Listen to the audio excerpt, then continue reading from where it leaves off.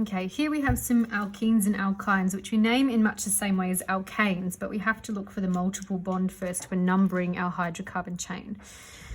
So here we have the triple bond here.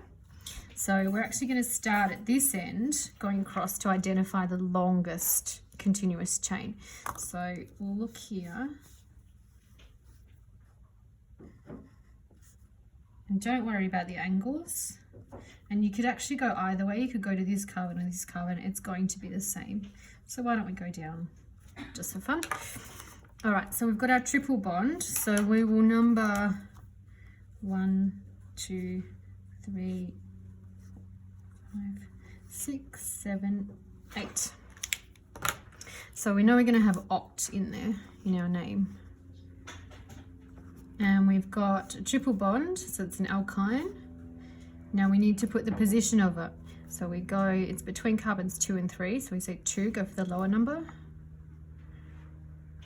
Here, now we look for any side chains. So here we go. We've got a side chain with 1 carbon. So that's a methyl group and it's coming off carbon number 7. So 7 methyl oct 2 ine. All right, let's look at this one next. So again, looking for our longest unbroken chain that's got the most multiple bonds in it. So we might look here. And again, we can actually go either way here. It doesn't matter which is considered the side chain because they're in the same position. They're going to end up being off the same carbon and they're of the same length. So we'll number our carbons from the end closest to the double bond in this case.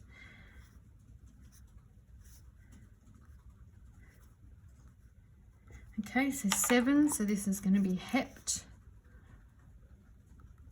And again, we're on the second carbon where our multiple bond is, so we put a 2 in the middle of the word and ene. Now we've got a side chain. This one here is a methyl group, 1 carbon. This one here is an ethyl group because it has 2 carbons. Now we put them, when we write them, we actually write them just in alphabetical order. So the ethyl is going to go first. This one I might have to break over 2 lines.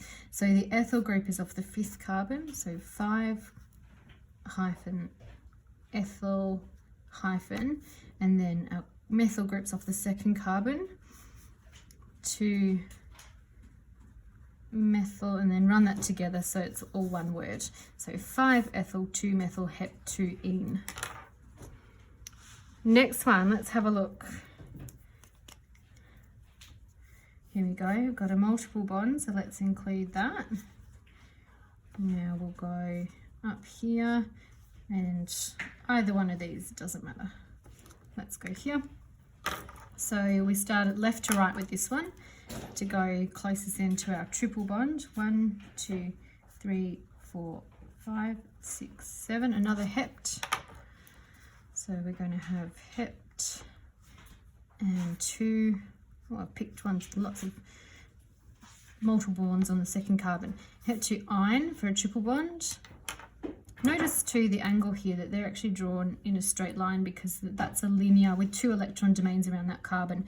That's the molecular geometry is linear. We've got a 180-degree angle here. So thinking back to topic 4 as well. And we've got our side chains, 1 methyl group here and another methyl group here. So this is going to be a dimethyl. And they're on the 5th and 6th carbons. So we just write those in numeric order because they're the same side chain. So 5, 6 hyphen dimethyl hep 2 ine. All right, our last one. Okay, so we've got triple bond here. So that's going to be part of our main chain.